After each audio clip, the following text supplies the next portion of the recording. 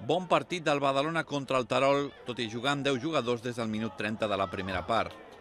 L'àrbitre va expulsar el jugador del juvenil Moja per aquesta acció on va apreciar que hi va haver agressió sobre Ismael.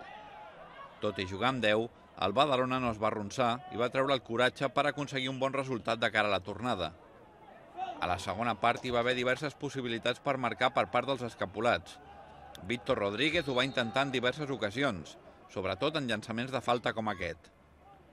El gol va arribar al minut 80, quan es va picar un corna i Xavi Muñoz va pentinar el primer pal perquè Negral es fes el gol en pròpia porteria.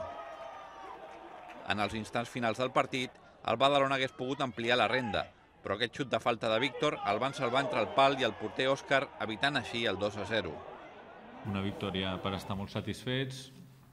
Penso que l'equip ja amb 11 dominava el partit, amb 10 hem tingut uns moments lògics fins al descans d'aposentar-nos, però penso que la segona part ha estat extraordinària perquè pràcticament no s'ha notat la diferència de que ells jugaven amb un jugador més.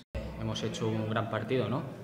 Prácticamente hemos jugado 70 minutos con un hombre menos y aún así yo creo que no se ha notado, ¿no? Eso significa que hemos estado muy bien puestos en el campo y la verdad es que el sacrificio del equipo ya ha sido excelente.